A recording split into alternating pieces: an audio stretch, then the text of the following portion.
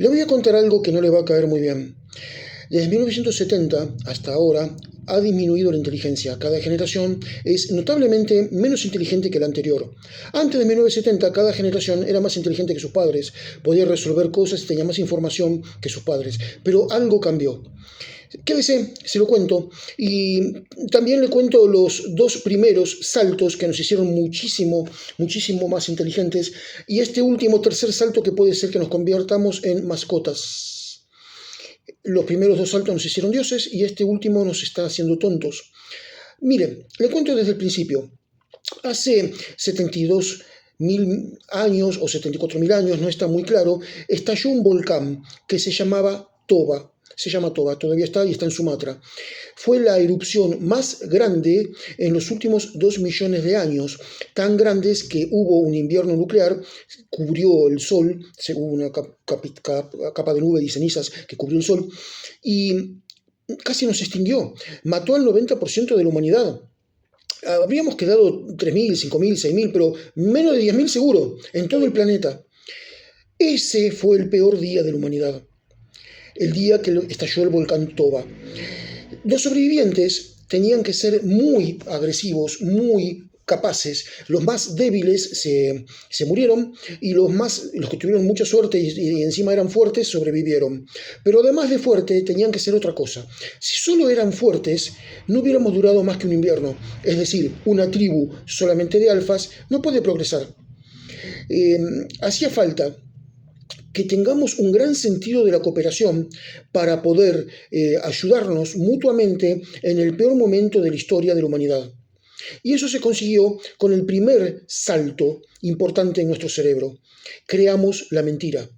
La mentira nos ayudó a unirnos y a formar tribus y a formar uniones de tribus. En realidad, en la vida real, no existen los equipos. Solo existen los jugadores. Los equipos es una aceptación de una narrativa, de un relato que hacemos entre todos. Bueno, y esto fue lo que pasó. Antiguamente, entonces, una tribu de 20 personas no podía cazar un mamut, pero 3 tribus de 20 personas que juntos adoraban al mismo dios tótem y eso los unía, sí podían juntarse y cazar un mamut. La adoración al dios tótem era una ficción, algo que no existía y era algo que solamente el pensamiento simbólico permitía y que hasta ese momento del tiempo no teníamos. Es decir, antes de ese momento del tiempo los datos eran totalmente pragmáticos. Allá hay un oso, allá hay un león o un espilodón, Smilodon, que es el diente tigre de sables, y no podía proyectar datos ni nada por el estilo. Esa mentira es la que nos salvó, esa mentira es la que nos unió. Gracias a esa mentira, en ese momento inventamos las pinturas rupestres. Las pinturas rupestres, por ejemplo, pintar un bisón o un animal de caza en la pared, nos ayudó a crear un lenguaje. Pintábamos un bisonte, lo señalábamos y esa era la forma de decirnos que vamos a cazar un bisonte. Más adelante señalábamos el bisonte y al mismo tiempo emitíamos un sonido. Señalábamos y decíamos U o Q o algo así. Más adelante con el tiempo no hizo falta señalar el bisonte, solamente decíamos Q o U y ya sabíamos que se trataba de ir a cazar un bisonte. Y así, paulatinamente, según creo yo, se inventó el lenguaje. Además, en ese momento se inventaron los ritos funerarios, enterraban a la gente con herramientas, con flores, con cosas que tenía que usar en la otra vida, o sea que creían en la otra vida.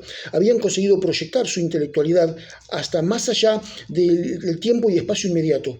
Antes no había pasado. Mejoraron las herramientas, usaron un sistema de fabricación de herramientas que se llama laminar, que conseguían hacer lonjas alfiladas muchísimo más efectivas que los bifaces que usaban hasta ese momento. Y mejoró el lenguaje, mejoró la ropa, mejoraron las herramientas, mejoró un montón de cosas. Ese fue el primer gran salto adelante y fue gracias a la narrativa compartida. Más adelante en el tiempo vino el segundo salto. En el segundo salto fue hace 12.000 años cuando la última glaciación se retiró. A partir de ese momento hubo un periodo de estabilidad climática de 100 generaciones seguidas que hasta ese punto nunca había habido. Es decir, si uno construía una aldea, venía una glaciación cada 1.000 o 2.000 años y la arrasaba. Así que era imposible. A partir de ese punto el clima ayudó y nosotros ya habíamos aceptado la mentira nuestra y la mentira de los otros y habíamos aprendido a aceptarla. Entonces, se inventó la agricultura, se inventaron los países, se inventaron las fronteras, se inventaron las naciones, se inventaron la forma de gobierno y se inventó el comercio. El comercio, por supuesto, que no era con dinero, sino era con bienes y productos o servicios que valían de acuerdo a la escasez o de acuerdo a la necesidad inmediata. Así se valoraba. Pero ya había un sistema de cooperación en el segundo salto que antes no había existido nunca. La agricultura no fue una bendición, la agricultura fue una trampa terrible que hizo que nos dobláramos y que hiciéramos un trabajo forzado para el cual no habíamos evolucionado. En ese momento, antes de la agricultura, el cazador-recolector vivía mucho más tiempo, era mucho más alto, tenía un cerebro bastante más grande y creo que vivía mucho más feliz. La agricultura permitió que haya mucha comida, que haya un sobrante de comida, que antes no había. Antes no existía ese sobrante de comida. Entonces, no todos tenían que ser agricultores, no todos tenían que trabajar en el campo. Los que no trabajaban en el campo podían ser herreros, carpinteros, inventores. Entonces, véalo de esta manera. En una aldea de 100 cazadores recolectores, 0 inventores. En una aldea de 500 agricultores, podía haber 4 o 5 inventores con tiempo suficiente como para poder inventar algo y disparar la ciencia. Que por supuesto faltaba muchísimo. O sea, dije ciencia, no tendría que haber dicho ciencia. La ciencia apareció en el Renacimiento recién. Ni siquiera en la Grecia jónica hubo ciencia. Pero bueno, lo estaban intentando. Cuando, me estoy yendo, ¿no? Pero cuando en la Grecia jónica adjudicaban esto al dios del sol, o esto otro al dios de la higuera, o esto otro al dios del mar, era un burdo intento de crear una ciencia. Y estaba muy bien con lo que tenían en aquel momento. Y nosotros desde este punto del tiempo no podemos hablar sobre la ignorancia de ellos, ni lo cándido que eran. Bien, a este pensamiento de cooperación, los antropólogos le llaman la narrativa o pensamiento simbólico. Harari, en su libro de Animales a Dioses, le llama pensamiento ficticio, y está bien, me gusta ese nombre. Yo le voy a decir el verdadero nombre, mentira. Inventamos la mentira. Y gracias a inventar la mentira apareció el contrato social, apareció el comercio y apareció la cooperación para poder crear cosas que antes eran imposibles. Por ejemplo, el Neandertal también participó en la erupción del Toba, también estaba. Sin embargo, no pudo crear esta comunidad como la que hemos creado nosotros. Quizás su lenguaje no se lo hubiera permitido. Usted en su garganta tiene un hueso que se llama hioides, es el hueso que nos ayuda mucho a articular palabras. El hioides no está unido articularmente a otros huesos, sino que está suelto y sujeto con tejido. Cuando hay un fósil, el hioide no queda pegado al fósil, se despega, se desprende, se aleja y se pierde. Y no sabemos si tenía un hioides desarrollado o no. Así que ni siquiera en los esqueletos ni del Neandertal ni del denisovano no podemos saber exactamente cómo era la estructura de su lenguaje. Es muy parecido a lo que pasa con el ejército. Los sobrevivientes del Toba tenían que ser agresivos, fuertes, como un soldado del ejército. Pero un soldado del ejército, además, tiene que tener himno, bandera y patria. Si no, no habría la narrativa de la unión. No existe ni el himno, ni la bandera, ni la patria en la vida real. Es toda una ficción, es algo todo simbólico que solamente funciona porque todos lo aceptamos. Pero los resultados sí son reales. Harari en su libro para explicar esto usa la fábrica Peugeot. Dice que 1000 personas en todo el mundo, deben ser más de 1000, que hablan distintos idiomas y tienen distintas culturas, trabajan para la misma empresa, que en realidad no existe. Si muere el presidente de Peugeot, la empresa sigue. Si muere el vicepresidente, la empresa sigue. Si muere toda la comisión directiva, la empresa sigue. Si se incendian 100 fábricas de Peugeot en el mundo, la empresa sigue. No está en ninguna parte, no es algo físico Peugeot. Sin embargo, los autos que hace sí son reales. De esa forma, la narrativa consigue resultados palpables y reales. El gobierno pasa lo mismo. El gobierno de Argentina no es Milei. Estamos en el 2026. Si el presidente muere, sigue el vicepresidente. Si el vicepresidente muere, sigue alguien más, el presidente del Senado. Si todo el Senado muere, el gobierno va a seguir.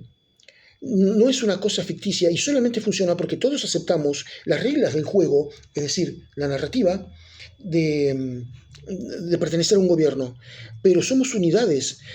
A mí me llamó la atención cuando en el Martín Fierro hace la payada con el Moreno y Martín Fierro le contesta que solo existe la unidad, que todo lo demás lo inventó el hombre cuando aprendió a contar. Y es así, es exactamente el pensamiento que estoy tratando de describir. Nosotros, gracias a esta mentira ficticia, inventamos las ciudades, Babilonia, Roma, inventamos una Matrix en la cual todos estamos en plena aceptación.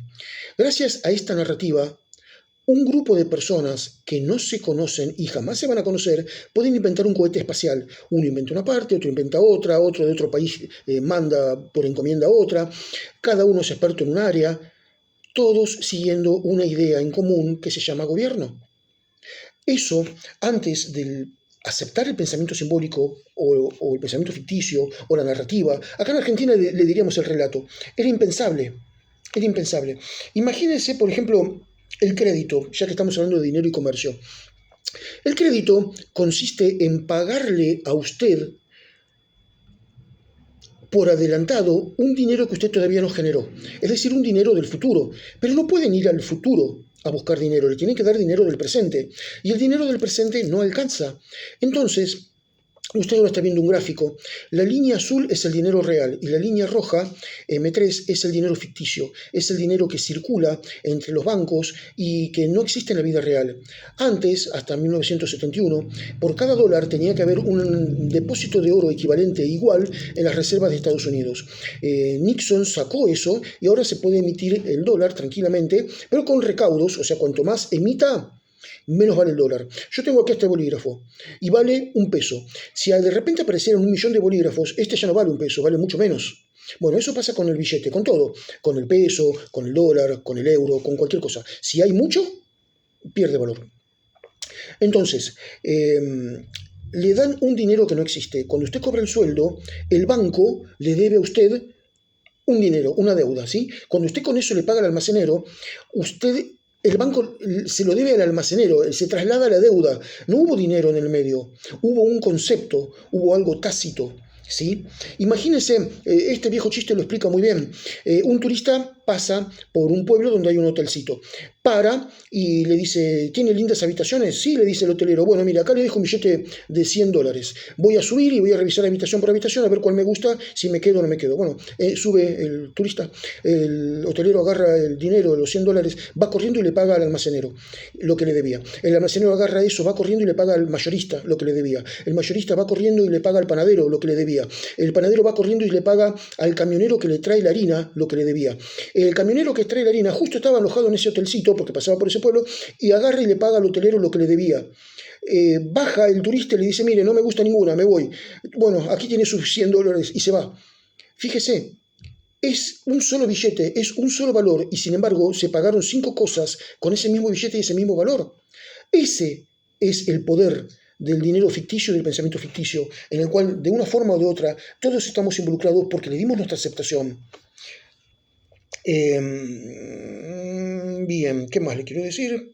Nada más. Un ingeniero romano calculaba, medía, hacía planos para poder hacer lo que hacía. Un monje de la Edad Media copiaba los libros, traducía la Biblia en varios idiomas y tenía que memorizarla. Usaba muchísimo su cabeza. Pero ahora vamos al tercer salto, ya no lo estamos haciendo. En el tercer salto pasa esto. En 1970 las generaciones pasan a ser cada vez con un IQ más, un IQ menor a sus generaciones anteriores. Eso es lo que está pasando actualmente. Y no empezó por la inteligencia artificial. La inteligencia artificial no existía, las computadoras no estaban totalmente popularizadas en los 70. Empezó por otros motivos que ahora les voy a ir contando. Apareció el televisor a color con control remoto en la mayoría de las casas. La gente ya no tenía que levantarse a cambiar el canal. Tenía la posibilidad de elegir y hacer zapping permanentemente de canal en canal, que tampoco eran muchos, eran poquitos, pero eso apareció. Apareció como alimento el jarabe de maíz de alta fructosa. Es un sucedáneo del azúcar muchísimo más barato, sin ningún valor nutriente, que apareció en todos los alimentos. Usted consume jarabe de maíz en el pan, en las mermeladas, en todas las golosinas, en el paté de foie, en el picadillo, en los fiambres, en lugares salados donde usted cree que no puede haber azúcar, hay. Y hay porque también es un conservante. Entonces lo aprovechan para ponerlo ahí. Es muy, muy barato y muy fácil de producir. En las gaseosas, por ejemplo, ya no se endulzan más con sacarosa, se endulzan con esto y por eso son cada vez más grandes. Antes las gaseosas competían con el precio, ahora compiten con el tamaño. Hay botellones de 2,5 litros, porque es tan, pero tan barato producirlo que al empresario le conviene competir de esa manera. Y eso disminuyó muchísimo los requerimientos nutricionales de las personas. No hay una conexión directa entre el jarabe de maíz y la falta de inteligencia, pero sí hay una conexión directa entre que justo apareció esto y otras cosas más, alimentos procesados, y la inteligencia ha ido disminuyendo. Tercer factor, la educación se volvió más blanda. Cuando nosotros estudiábamos nos obligaban a profundas clases de lectura. Para la clase que viene estudian de la página 30 a la página 90.